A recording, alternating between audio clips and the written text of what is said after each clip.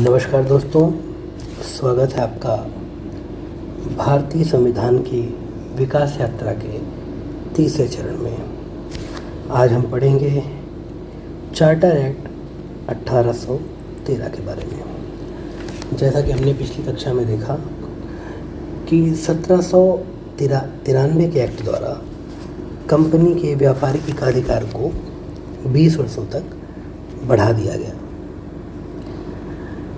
तो लाजमी है कि 1813 में एक नया कानून आना ही था, पर इस कानून के द्वारा कुछ बड़े परिवर्तन देखे गए। आइए पहले समझते हैं कि उन परिवर्तनों का क्या कारण था। देखिए, सबसे पहली बात कि 18वीं शताब्दी में ब्रिटेन में औद्योगिक क्रांति देखी गई। एक्चुअली पूरे यूरोप में ही देखी गई, पर सबसे पहले ये ब्रिटेन में देखी जाती है। औद्योगिक क्रांति में क्या होता है? मशीनीकरण। और मशीनीकरण से जो प्राप्त वस्तुएं होती हैं तीव्र गति से, सुलभ और सस्ती होती हैं। तो जब मशीनीकरण से वस्तुओं का निर्माण होने लगा तो सस्ती और एक प्रिसीजन भी होता है उनमें कि बेहतर भी होती हैं। तो विनिर्मित वस्तुएं मशीनीकरण के कारण जो है इंग्लैंड से बाहर जाने लगी औद्योगिक क्रांति के फलस्वरूप। तो उनको क्या हुआ? उन्हें नए बाज़ारों की ज़रूरत महसूस हुई। जब आपके यहाँ चीज़ों का निर्माण हो रहा है तो नए बाज़ार चाहिए। तो भारत, जो कि एक उपनिवेश था, एक बेहतर बाज़ार मिला भी, साबित भी हुआ। और चूँकि ब्रिटेन में ज़्यादातर बर्फीले क्षेत्र हैं या फिर कृषि के लिए उपयुक्त नहीं हैं, तो उन्हें कच्चे माल की आवश्यकता भी होती थी, जो कि भारत से आता ही था। तो ऐसे में जब कई नई कंपनियां निर्माण कार्य करने लगी तो ऐसा महसूस हुआ कि केवल एक ही कंपनी को भारत के व्यापार पे एकाधिकार देना उचित नहीं है। तो मुक्त व्यापार की नीति अंग्रेज़ों ने 1813 के अधिनियम द्वारा अपनाई। इसमें क्या हुआ कि कंपनी के व्यापारिक एकाधिकार की समाप्ति कर दी गई। यानी कि अब ईस्ट इंडिया कंपनी ही इकलौती व्यापार करने वाली कंपनी नहीं रहेगी भारत में। ठीक है। और एक दूसरा बड़ा कारण जिसे कह सकते हैं कि उस समय यूरोप में नेपोलियन की समस्या कह सकते हैं एक तरीके से, कि उसका जो है साम्राज्यवादी स्वरूप देखने को मिल रहा था। तो उसने महाद्वीपीय ब्लॉकेड, एक महाद्वीपीय व्यवस्था बोलते हैं उसे, नेपोलियन की एक ब्लॉकेड लगा दिया था। इसलिए स्थल मार्ग से होके व्यापार करने में यूरोप के अन्य देशों के साथ इंग्लैंड सक्षम नहीं था। तो उसने सारा फोकस भारत में ही अपनाया। अब क्या क्या प्रावधान होते हैं इस अधिनियम को देखा जाता है। सबसे पहले जैसा हमने देखा कि कंपनी के एकाधिकार की समाप्ति कर दी गई। अब अन्य कंपनियां भी भारत में आकर व्यापार कर सकेंगी। दूसरी कुछ चीज़ें इसमें ये एक्सेप्शन बनाया गया कि चाय के साथ, चाय का व्यापार करने के लिए, भारत के साथ चाय के व्यापार के लिए अभी भी ईस्ट इंडिया कंपनी ही अधिकृत थी। और चाइना के साथ जो है व्यापारिक एकाधिकार अभी भी ईस्ट इंडिया कंपनी के पास बना रहा। दूसरी बात देखिए, एक उपभोक्ता पैटर्न होता है। अभी तक भारत जो है जिन समाज का माफ़ कीजिएगा, जिन वस्तुओं का उपभोग कर रहा था वो ज़्यादातर भारत निर्मित थी, हमारे कुटीर उद्योगों में या हस्तशिल्पों द्वारा निर्मित होती थी।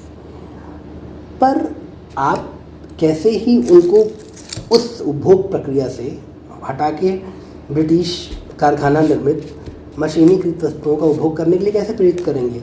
तो आपको ऐसे भारतीय वर्ग का निर्माण करना था जो रक्त व रंग से तो भारतीय हों, ठीक है, लेकिन मानसिकता उनकी यूरोपीय हो। तो इस दौर में दो तरीके थे। पहला काम उन्होंने किया शिक्षा के स्तर पे, ठीक है। उन्होंने अंग्रेजी शिक्षा को, यूरोपीय शिक्षा को जो है पश्चिमी शिक्षा का प्रचार करने के लिए 1 लाख रुपए वार्षिक खर्च करने की बात कही। यानी कि 1 लाख रुपए पश्चिमी शिक्षा के प्रसार हेतु प्रतिवर्ष खर्च होंगे। तब आप जब पश्चिमी ज्ञान को ग्रहण करेंगे तो सीधी सी बात है आपकी मेंटलिटी भी थोड़ा बहुत उससे प्रभावित होगी। तो ये आधुनिकीकरण कम कह सकते हैं, इसको पश्चिमीकरण ज़्यादा कह सकते हैं।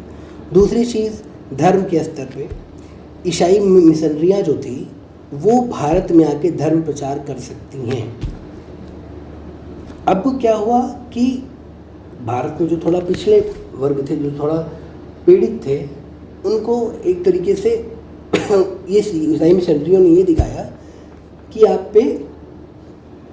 हम आपको उबारने आए हैं, आपके वंचन को ख़त्म करने के लिए आए हैं। तो कुछ आर्थिक लालच देके, कुछ बरगला के, या फिर कुछ अपने इच्छा से ही कन्वर्जन काफ़ी हद तक होने लगा।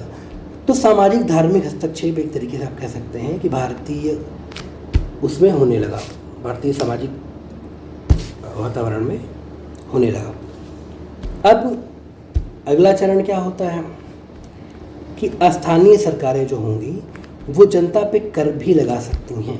उनको कर लगाने का अधिकार दे दिया गया क्योंकि उनको आय के नए स्रोत खोजने थे। और ये एक चीज़ ध्यान दीजिएगा, यहाँ से ही अब जब आप इतिहास में पढ़ा होगा आपने कि इसी समय से औद्योगिक पूंजीवाद की शुरुआत मानी जाती है, ठीक है, और जहाँ पे सामाजिक और सांस्कृतिक हस्तक्षेप भी बढ़ता है। एक और नई चीज़ जो देखने को मिली कि कंपनी के राजस्व पे उत्तरदायित्व क्रम जो है डिसाइड किया गया। मतलब कि प्राथमिकता क्या होगी। अगर कंपनी को राजस्व मिलता है तो पहला आपकी जिम्मेदारी बनती है कि आप आर्मी यानी फ़ौज को जो है उसकी जो ज़रूरतें होंगी, उसकी आवश्यकता होंगी वो पूरी करेंगे। फिर ब्याज अदायगी, जो आप ने लोन लिया है बैंकों से, इंग्लैंड के या कहीं से भी, उनको आप करेंगे पेमेंट। फिर जो है कर्मचारी, आपके जो कर्मचारी हैं कंपनी के, उनके वेतन पेंशन। यहाँ आप देख पा रहे होंगे कि भारतीय हित में भारतीय जनता के से प्राप्त राजस्व का प्रयोग प्राथमिकता में कहीं भी भारतीय हितों में नहीं दिखाई दे रहा है हमें, ठीक है। तो ये महत्वपूर्ण प्रावधान रहे। मूल्यांकन की बात की जाए तो मुक्त व्यापार नीति पूर्णतः ब्रिटिश हितों से संचालित की सभी कंपनियां हैं और भारत में आके अपने माल को बेचें। अब उससे समस्या यही आई कि हमारे हस्तशिल्प उद्योगों से जो माल बिकते थे वो जो है बिकने बंद हो गए, क्योंकि कंपनी निर्मित माल जो है देखने में थोड़ा सुंदर होते थे, जल्दी बनते थे, सस्ते होते थे और थोड़ा हाई स्टैंडर्ड उनको माना जाने लगा कि तो फलस्वरूप हस्तशिल्प उद्योगों का या भारतीय उद्योग का पतन देखने को मिला। एक दूसरी बात ये थी, इन्होंने जो है राजनीतिक हस्तक्षेप भी किया। तो जब आप उसमें पढ़ेंगे तो सहायक संधि नीतियाँ और बाकी बाद में गोद हड़प नीति, दोनों ये सारी आती हैं, या फिर डायरेक्ट कंट्रोल करके इन्होंने विभिन्न राज्यों पर अपना नियंत्रण स्थापित किया। तो जो इन हस्तशिल्प उद्योगों को प्रश्रय देते थे ये राजा, वो कमज़ोर पड़ते गए। तो इनका पतन कुल मिला के यहीं से भारत का विऔद्योगीकरण होने लगा। दूसरी बात, सामाजिक धार्मिक हस्तक्षेप। पहले के आक्रांताओं के बारे में कहा जाता है कि गांवों ने परिवर्तन कहीं कम महसूस किया है, पर इन्होंने सामाजिक और धार्मिक स्तर पे शिक्षा, ईसाईकरण की नीति या धर्म प्रचार की नीति, इन सब के माध्यम से आम जनता को भी प्रभावित करना शुरू किया। और फिर प्राथमिकता निर्धारण जो है क्लियरली इनके इंटेंशंस को बताता है कि उनका प्राथमिक हित ब्रिटिश हित है, उनके शासन को यहाँ पे अस्थायी बनाने के लिए भी जरूरी है वो है। तो बहरहाल यहाँ पे एक जो टेंडेंसी की शुरुआत होती है वो हमें 1857 के विप्लव में, विद्रोह में परिणत होती है, क्योंकि जो सामाजिक धार्मिक हस्तक्षेप होते हैं, जो सैन्य हस्तक्षेप होते हैं, वो यहाँ की जनता को स्वीकार नहीं होते और फलतः 1857 की क्रांति देखने को मिलती है। बहरहाल आज के लिए इतना ही। बहुत बहुत धन्यवाद।